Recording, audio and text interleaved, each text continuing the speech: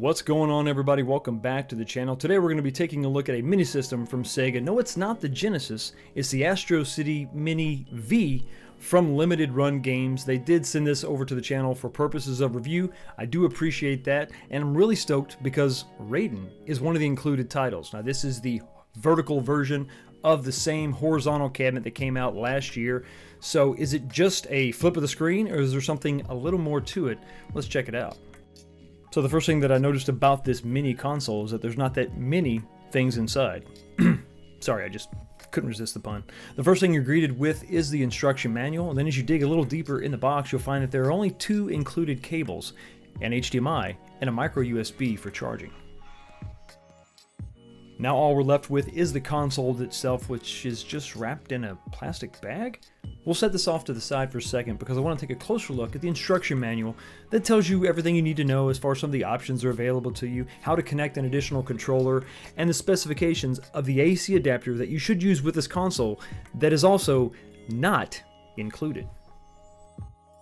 But luckily I have one on hand that I think is going to do the trick, so let's go ahead and take a closer look at this console. I am a big fan of the real Astro City cabinets, so let's see how faithful this recreation really is. Well, besides the comically oversized joystick and buttons, they really nailed the look and overall shape of the cabinet. Here's a closer look at the inputs and outputs located on the rear of the console, and unfortunately, no, that is not a battery compartment.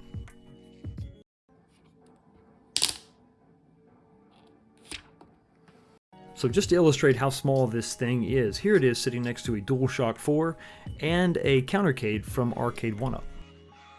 Now, as the proud owner of a Raiden 2 arcade cabinet, there's never too many ways to play Raiden. Raiden 1 is included with this cabinet, oh, and also 22 other games if you're interested. With the appropriate AC adapter connected, let's go ahead and flip the on-off switch on the rear of the console and fire this thing up.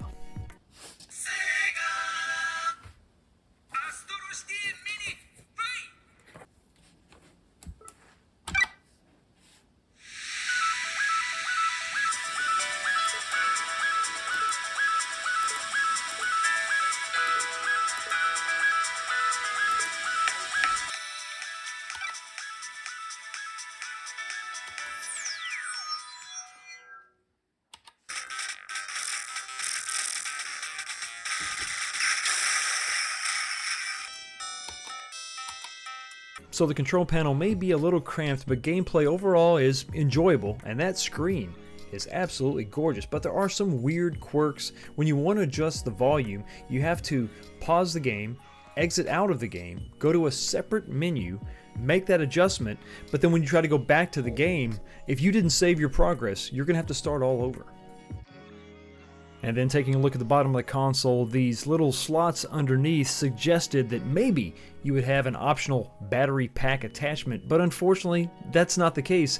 It's just this stand that sort of makes it look like a real Astro City. That's really disappointing.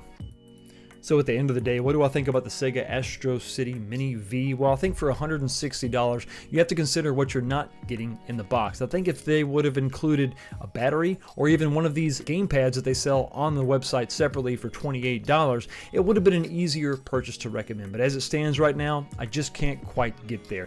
Maybe $120 is a little bit fair price. I think that you're really getting a lot when you consider the monitor. The game selection is pretty good. I mean, this is not a bad little console to have sitting on the desk.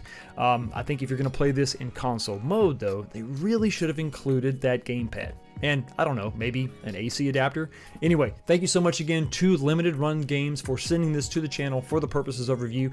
And thank all of you so much for stopping by and checking out the channel. Y'all have a blessed day, and I will see you next time.